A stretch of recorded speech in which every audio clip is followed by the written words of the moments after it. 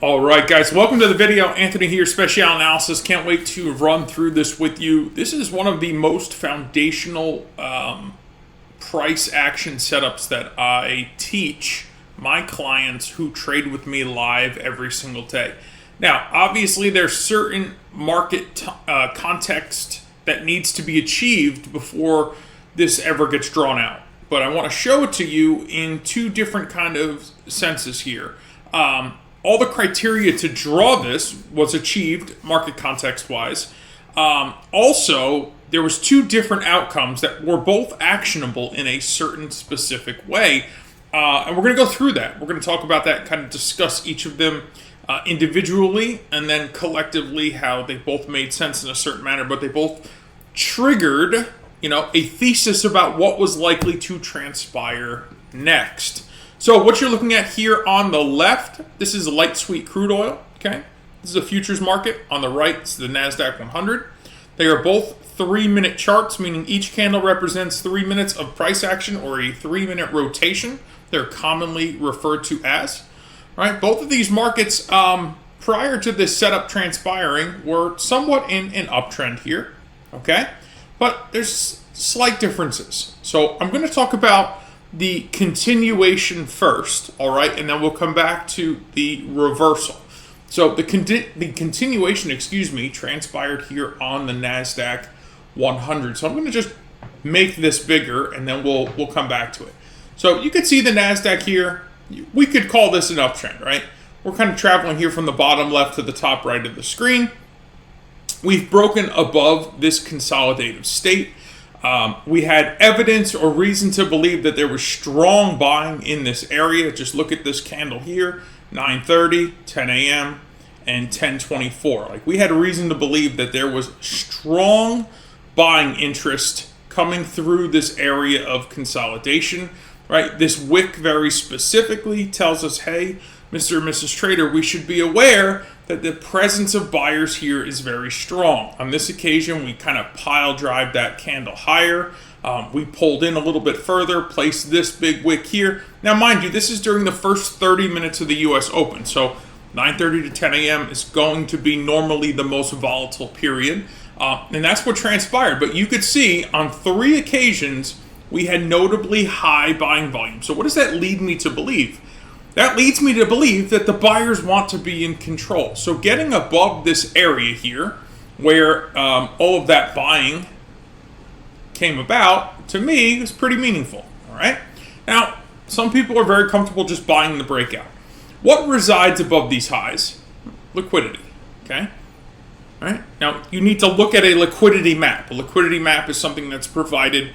I believe Thinkorswim provides it for free to some of their platform clients, or all of them, if I'm not mistaken. If you have, depending on what data sources you have, I personally use Bookmap, all right, and I've used Bookmap with my clients. I don't know, we're well over probably 2 years at this point. I mean, I wouldn't trade without it, right? And most of my clients would agree, like, they wouldn't trade without it as well. So more often than not, when you have this area in the market that you're having a hard time getting through, it's because there's liquidity resting there. And when that liquidity is consumed, you're going to normally see some kind of impulse, right? Because liquidity is like oxygen to a fire. So think of liquidity as oxygen to the market. The market needs liquidity to move. So we get this nice big push up here, and then this is where I start to get really interested.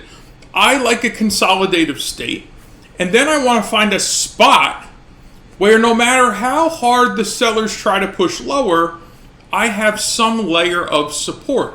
And you could see that spot was created right here. And guys, this is not hindsight. Like, I identified this live in front of clients trading live money accounts. All right, so this is not like, oh, Anthony's just picking this out of the sky. No. Live stuff. Here's our support. Here is our pullback, all right? What do I want to see when the pullback is broken? I want to see an increase in volume. Okay? I want to see that there's now an increase of interest breaking that pullback.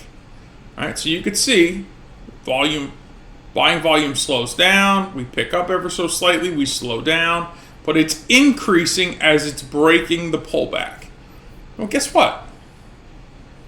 I mean, into the Globex close. Took us some, I don't know, 600, I don't know, call it 630 ticks, something like that. Right? I mean, that's pretty substantial. All because I know very specifically how to identify this type of price action under very specific market context, right? Market conditions. Now, you can go pick this out of the blue, but if the market context and conditions don't matter or aren't lined up, with what I've proven it to be most meaningful within or surrounding, you're not going to get the same kind of results. All right. So this was a continuation to the upside. All right. This prior base had a foundation of high buying support, and then we get that what I call picture perfect pullback. All right.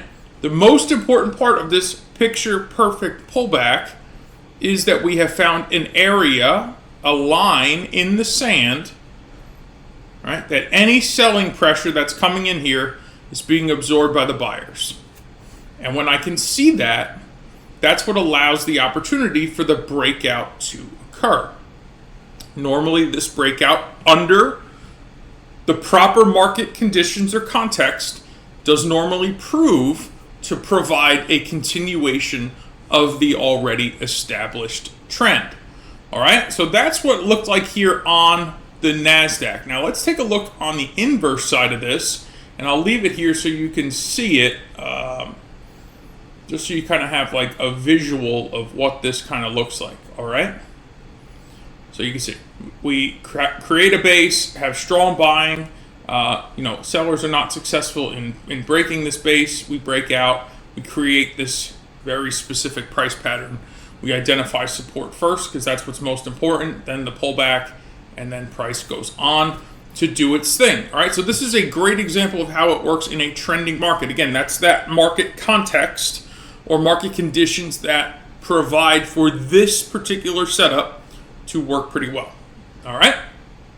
Now, let's move on to light sweet crude. I'm going to also make this a little bit bigger because it's important for you to see that what is the market doing here, right? Like before we get to that point, like what are we doing? We're kind of chopping up and down, right? I mean, yes, we're above this kind of, aggressive high here, right? We're kind of, we made a higher high and then we made a slightly higher low. And all right, I mean, we could put together that there's a good chance here that we might go higher. But where are we, right? Like we always got to take that in kind of into consideration. Like where are we? Right, what is the market telling me?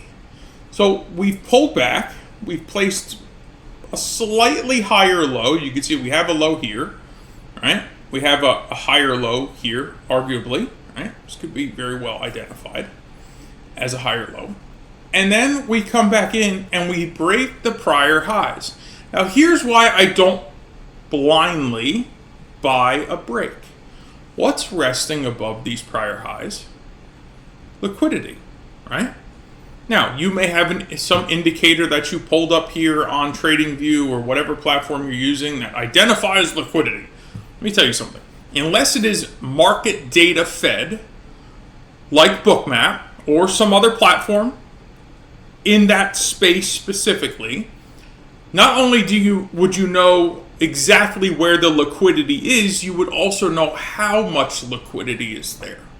So I would never, I would never trust, because any program is going to go, okay, well, here's our prior highs. The liquidity is going to be right above it, right? Like here's our prior highs. The liquidity is going to be right above the prior highs. No kidding. The liquidity is always going to be above the prior highs or the prior lows. But how much, right? And does it stay there as you approach it? Because liquidity can disappear very quickly. A lot of people don't recognize that. It's a term called spoofing. Look it up. Liquidity can come and go in the market in the sense of providing intimidation to other market participants. So what happened here? We pushed up. Right? We broke the prior highs. We put in our base on pretty strong volume. But what happened? The buying volume went what? Soft. Here's the support line. Guys, again, identified live in real time. This is not hindsight. Okay? Told my traders very specifically, hey, I'm watching crude oil above the prior high. I don't like the way this looks based on the volume and the liquidity that's been consumed here. Here's the baseline. Right? This is what we need to stay above. Here's the pullback. If we don't break above the pullback and continue higher, we're going to break through the support line and continue back to retesting these lows. Well, what happened? We fell from the close of this candle, which I specifically said, we lose this, we're coming back here into the prior lows for about 66 ticks. If you want to use that big wick there, you got about 69 ticks. In fact, we went on to make lower lows and then continued to make lower highs, ultimately for the session pushing as low as 92 ticks. So what do we have here? We have two very specific setups based on very specific market context that provided two very specific and unique outcomes. Both outcomes were able to be taken advantage of very specifically by, let me see if I have an arrow here, yep, by getting short at the close of that candle, or inversely getting long at the close of that candle. You have to know when, where, and why this setup's occurring in order to put a thesis around what may happen next. When this specific price action occurs under specific market context, which is what I teach my traders, right? Because I found this to be the most high probable setup, again, within these market contexts, that you can take the breakout off of the base, or you could take the breakdown through the failure of the base. But if you don't know how, when, why, or what context to identify these in, you're probably going to struggle to just start picking random price formations. All right, I have somebody sent me this as a gift. It's a desk mat that sits in front of my desk, that creates a whole bunch of different patterns, right? And I've learned over the years, while these are wonderful retail patterns, understanding the interaction between buyers and sellers when these patterns occur is in fact the difference between these patterns playing out successfully or these patterns failing. So it always does come into layering in that next component. And if you're not doing that in your own trading, I strongly advise that you do, okay? Whether it's a learning curve for you, so be it. Whether you learn from somebody who's already doing it, so be it. It's totally up to you. And it doesn't matter if you're trading stocks or futures or Forex or cryptocurrencies, whatever. Like, you have to have a very specific plan at any point in time based upon what the market offers you. If you're newer to trading, you want less plans, right? Because you want to just focus on the high probability ones. If you are more advanced in trading, you need to be able to identify both trending market opportunities and both ranging market opportunities. Why? Keep in mind, the market only trends about 70 to 80% of the time. So that means 20 to 30% of the time we're in some form of ranging pattern, ranging or consolidating state. So we need to be able to still make money on two different approaches, right?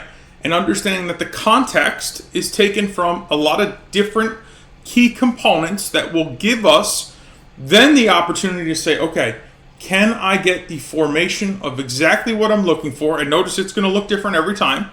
That comes with skills, that comes with experience, it comes with time, right? To understand that you can recognize these particular patterns and then say, okay, if we break this, what's our target, right? What's our target? Here, first, the higher low, right? Second, the prior lows. And you can see impulsed, corrected, impulsed, corrected, impulsed. Okay? If we were going to go higher, this is where it should have happened. But we weren't or didn't because all we did was grab the liquidity that was resting above here. All right, so what happened? Buyers ran out of energy and the sellers became present. All right, I showed you that down here in the bottom. All right, if I'm going to get a breakout, I want to break out on an increase in favoring volume. I got a breakout. I got an increase in selling volume through the support line. It's just not the breakout that you were thinking of. All right, so you have to be prepared as a trader to say, okay, this can go two ways. I, as the trader, now need to identify who is in control, when, where, and why, and can I now put together a thesis around what has been offered to me, that it's either time for me to take a short or it's time for me to take a long. Now, many of you are probably not at this level yet, and that's okay, right? It took me many years to get to where I'm at, to have the knowledge I have, to have the understanding of probabilities, to have the understanding of perspective, market context, to remove the emotional component that comes with trading, to be in a psychological state of taking the trade, whether it works or not, taking the next trade with the exact same amount of confidence because the first trade didn't rattle me. And that takes time, right? And that's what I provide to my clients. I provide time because I believe that time is the only thing that will provide experience. And experience is the only thing that's going to get you from wherever you are as a trader to wherever you want to be as a trader. So if you want to learn more about that, I'll drop some links below this video. I encourage you to click on them, consume the content. Feel free to reach out to me. I'll leave my email there as well. Ask whatever questions you have. I'd be happy to get on a phone call, a Zoom meeting, whatever you want. Show you kind of the approach, show you in depth whatever it is that your questions are. I will answer them for you because I want to be 150% transparent. Why? Because the clients that come to me are clients that stay with me because I give them what I'm telling them that I give them. Like there's no hidden smoke and mirrors here, right? The clients that come to me that have this wild dream that they've obtained off of YouTube, off of somebody driving a Lamborghini in a 10,000 square foot waterfront home and all this other nonsense that is just marketing material, has a completely different perspective of what it takes to get to be where they want to be, right? So the choice is yours. If you're looking for smoke and mirrors, there's tons of that on the internet. If you're looking for what it genuinely takes over time to build experience in the market, that is the product and service I offer. So I appreciate you guys. Thank you for viewing this video. If you enjoyed it, please make sure to like it. If you have not subscribed to the channel yet, please do so you don't miss the next one. And with that, I wish you a beautiful and blessed day. God bless, and I will see you very soon.